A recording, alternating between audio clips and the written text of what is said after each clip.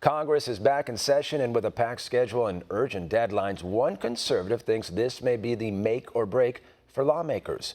One America's John Hines has that story from Washington. As Congress returns to work, it should be a busy fall, with government funding, Hurricane Harvey aid, tax reform, and the debt ceiling all on the agenda. It may also be crunch time for Republicans to show they can govern. I think over the next 60 to 90 days, the next 2 to 3 months, I believe it will be probably the grading time period for the 115th Congress on whether we succeed or not. And America should hold us accountable.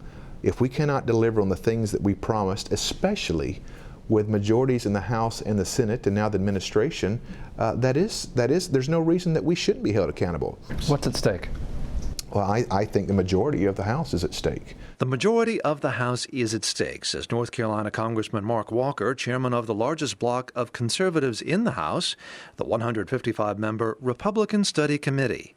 And from his perspective, Walker thinks one item on their to-do list, the debt limit, could provide an opportunity to push for fiscal conservatism.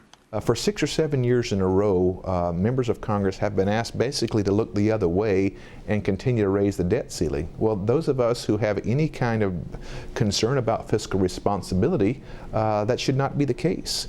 At some point, we're going to have to attach reforms to that debt ceiling. If we're going to have to bump the debt ceiling, and we understand the creditor rating and all the different things, the ramification, but if we're going to be put in a position to do that, why not attach reforms to this? Why not make some long-term decisions that bend back that bell curve of debt? Bending back that bell curve of accumulating debt is one thing, but help for Harvey hurricane victims is another. And Walker cautions that while conservatives in Congress want to help, they are in no mood for Christmas tree-like aid packages. FEMA has been budgeted well when it comes to the last several years. We've not had a major storm in nearly a decade.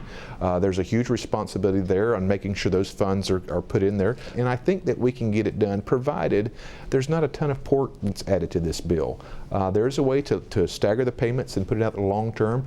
Obviously, I don't think we can be asked to just give a blank check and look the other way, because if you're going to be consistent and you are trying to be conservative when it comes to being a good steward of the taxpayer's dollar, this is a factor as well. Walker said he is optimistic that Congress will be able to deliver on its agenda this fall, but a lot will depend on leadership being able to unify the House Republican Conference. John Hines, One America News, Washington.